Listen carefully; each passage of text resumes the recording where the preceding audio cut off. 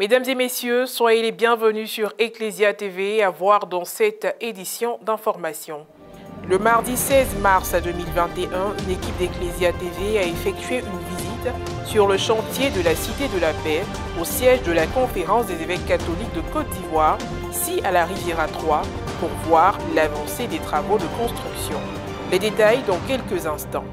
Et puis au Vatican, bibliothèque du Palais apostolique, lors de l'audience générale de ce mercredi 17 mars 2021, le pape François a poursuivi sa catéchèse sur la prière, mettant l'accent cette fois-ci sur l'action de l'Esprit Saint.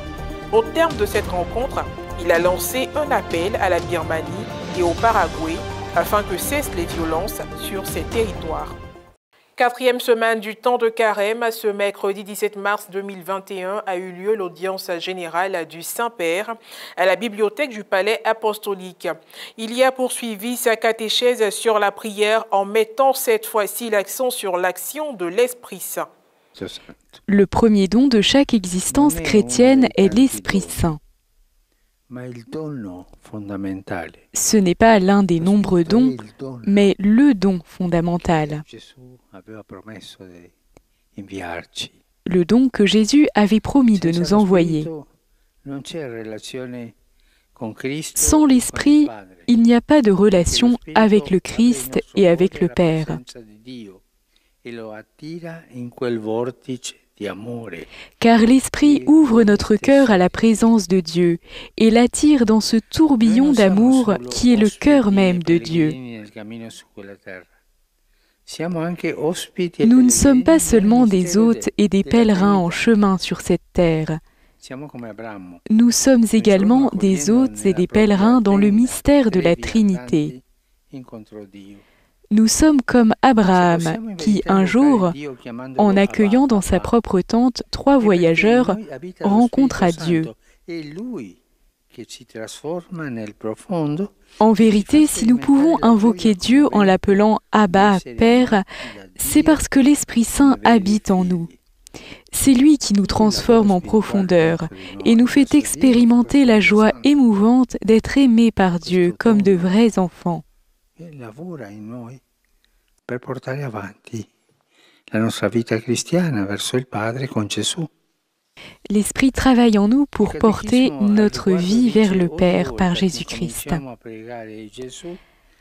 À cet égard, le catéchisme dit « Chaque fois que nous commençons à prier Jésus, c'est l'Esprit Saint qui, par sa grâce prévenante, nous attire sur le chemin de la prière. » Puisqu'il nous apprend à prier en nous rappelant le Christ, comment ne pas le prier lui-même? À la fin de cette rencontre, le pape François a fait part de sa vive préoccupation face à la situation au Paraguay et en Birmanie, rappelant l'importance du dialogue pour dépasser les conflits. Para hallar soluciones adecuadas a las actuales dificultades. Y así construire juntos la paz tan añorada. Le pape invoque l'intercession de la Vierge Marie et demande que la paix revienne dans ce petit pays d'Amérique du Sud. Le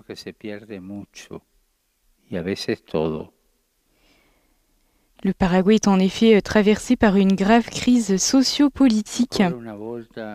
En raison de la gestion de la pandémie par le gouvernement, des manifestations se sont déroulées ces derniers jours dans le pays, souvent dans la violence, et le pape demande que le calme revienne. Et puis pour terminer au plan national, le mardi 16 mars 2021, une équipe d'Ecclesia TV s'est rendue au siège de la Conférence des évêques catholiques de Côte d'Ivoire en vue de la visite mensuelle du chantier de construction de la Cité de la Paix. Les membres de l'équipe y ont rencontré le contrôleur des travaux, M. Aïzi Alain, auprès de qui ils ont pu s'enquérir des informations. Des précisions avec Rosine Mobio. Siège de la Conférence des évêques catholiques de Côte d'Ivoire, 6 à la Riviera 3, dans la commune de Cocody.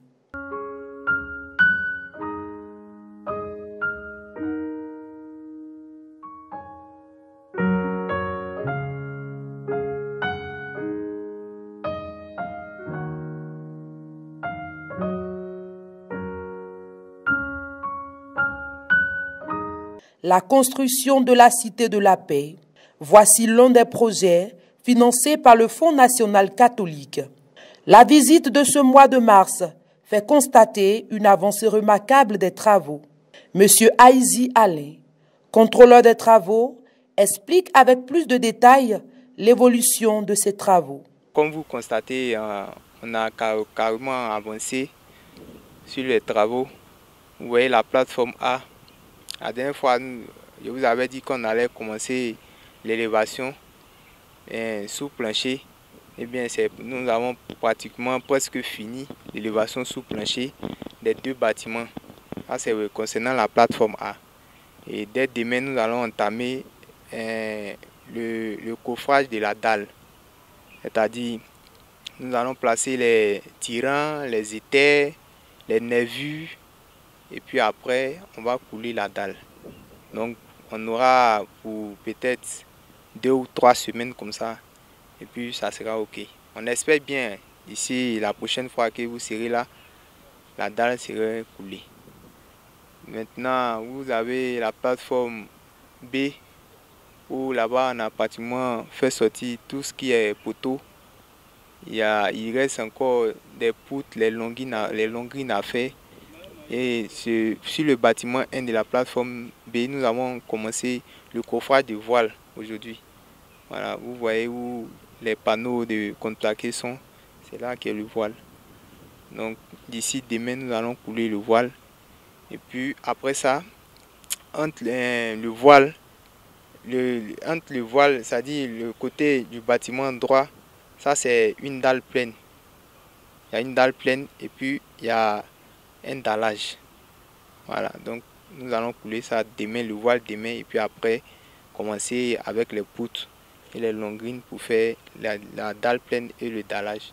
C'est pareil pour le deuxième bâtiment de la plateforme C. Nous avons commencé les tracés aussi pour le voile.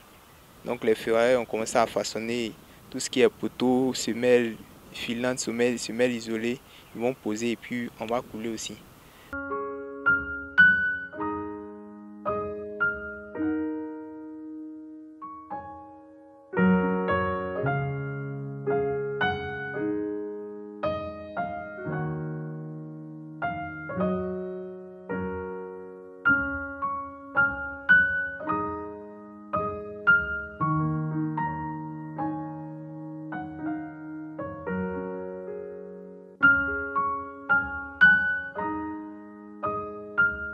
La plateforme C, voilà, nous avons commencé, ça fait maintenant 1 semaine que nous avons commencé les fouilles, tout ça.